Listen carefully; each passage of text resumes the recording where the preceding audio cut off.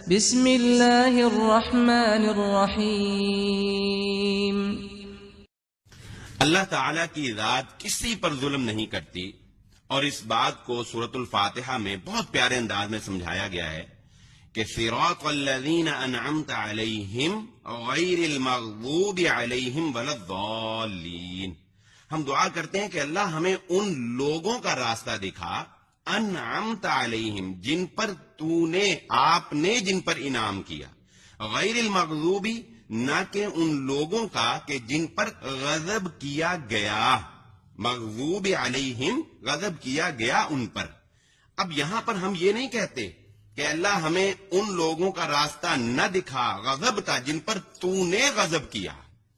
یعنی ہم نے انعام کی نسبت تو اللہ کی طرف کی کہ اللہ انعام تو نے کیا، لیکن ہم نے غضب کی نسبت اللہ کی طرف نہیں کی، بلکہ مغضوب علیہم غضب کیا گیا ان پر ان کے اپنے اعمال کی وجہ سے۔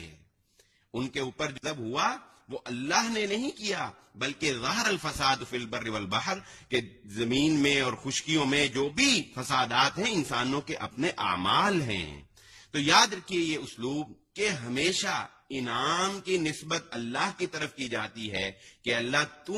اپنی رحمت خاصہ سے بندوں پر انعام کرتا ہے، لیکن جو ہمارے اوپر مصائب اور تکالیف آتے ہیں دراصل یہ ہمارے اپنے ہی اعمال کا نتیجہ ہوتے ہیں کہ جن کی وجہ سے ہم ان مصائب کا شکار ہوتے ہیں۔ تو یہ ایک نقطہ یاد رکھ لیجئے، ہمیشہ دعا کرتے ہوئے بھی اس اسلوب کو یاد رکھ لیجئے کہ کبھی بھی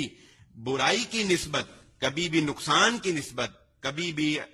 غضب کی نسبت جو ہے یہ اللہ کی طرف نہیں کی جاتی، انعام کی نسبت جو ہے وہ اللہ کی طرف کی جاتی ہے، کیونکہ اللہ اپنے بندوں پر ظلم نہیں فرماتا۔